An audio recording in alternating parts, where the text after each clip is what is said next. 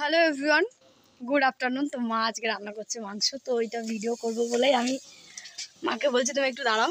তো মা আজকে কি করে মাংস রান্না করছে সেটা দেখো। এর আগের দিনকার একটা মাংস ভিডিও দিয়েছিলাম, তো আজকে দেখো আজকে মা আলু পেঁয়াজ একসাথে দিয়ে মাংস রান্না করছে। তো চলো সম্পূর্ণ ভিডিওটা দেখো। আলু প্রায় হাফ ভাজা হয়ে গেছে, দিয়ে এখানে মা একটা বেশ বড় সাইজের পেঁয়াজ আর কয়েকটা কাঁচা লঙ্কা এখানটাতে দিয়ে একটু ভালো করে ভেজে নাও।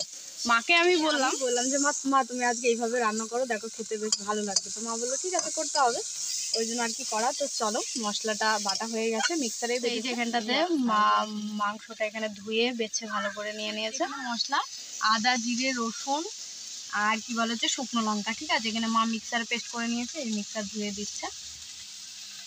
এই যে আলু পেঁয়াজ ভাজা, আলু পেঁয়াজ আর হচ্ছে উচ্ছে ভাজা, আর এটা হচ্ছে কি বলে থোড়ের ভাজা, আর এখানে হচ্ছে পটলের তেল পটল, ঠিক আছে। মা এখানে আর একটু বেশ পরিমাণ মতো তেল দিয়ে দিল। এবার আলু পেঁয়াজের ওপর মাংসটা দিয়ে দিচ্ছে, দিয়ে মাংসটা একটু হালকা করে ভাজা ভাজা করে নেবে, মানে একটু নেড়ে নেবে, ঠিক আছে। দেখো বন্ধুরা, মা এখানে মাংসটা বেশ সুন্দরভাবে একটু ভাজা ভাজা করে নিয়েছে, দেখেছো তো, পুরো বোঝা যাচ্ছে মাংসটা কেমন ভেজেছে। মা একটু নেড়ে দাও। তো এইভাবে তোমরা একটু রান্না করবে, দেখবে খেতে খুব সুন্দর। মশলাটা দিয়ে দিচ্ছে, মশলার সাথে বাটি ধোয়া জলটাও দিয়ে দেবে। এবার পরিমাণ মতো লবণ আর হলুদটা মা এখানটাতে দিয়ে দিচ্ছে। দেখো বন্ধুরা, রংটা কতটা সুন্দর লাগছে দেখতে, ঠিক আছে। এখানে কোনো কাশ্মীর রেড চিলি মা দেয়নি, এটা শুকনো লঙ্কা, ঠিক আছে। ঝালের জন্য ব্যবহার হয়েছে, আবার রঙের জন্য শুকনো লঙ্কাটা খুব কাজের, মানে এত সুন্দর লঙ্কাটা এবার খুব ভালো দিয়েছে, মানে আমরা যেখান থেকে নিই বাজার করি। এবার এখানে মাংসটা ঢাকা দিয়ে দিয়েছে, এবার ভালো করে দেখো কতটা সুন্দর লাগছে দেখতে। আর মা এখানটাতে ঘষির জাল দিচ্ছে, ঠিক আছে। তো এত সুন্দর লাগছে দেখতে, দেখো কালারটা কি দারুণ হয়েছে। তো ভালো করে কষানো হোক। তো দেখো বন্ধুরা, কি দারুণ কষানো হয়েছে, কষানো দেখে পুরো লোভ লাগছে।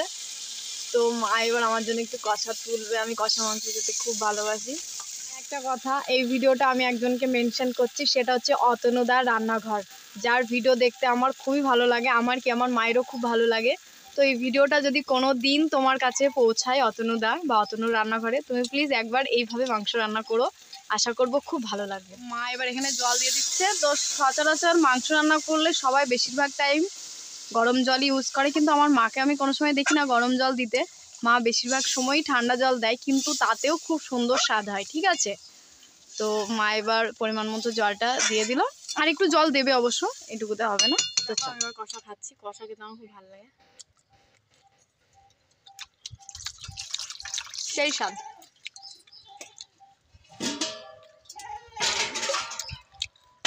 বন্ধুরা দেখো মাংসটা কতটা সুন্দর হয়েছে দেখতে।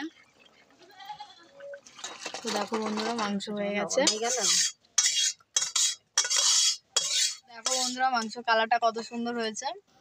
তো কেমন লাগলো ভিডিওটা জানাবে, খেতে তো দারুণ টেস্ট হবে।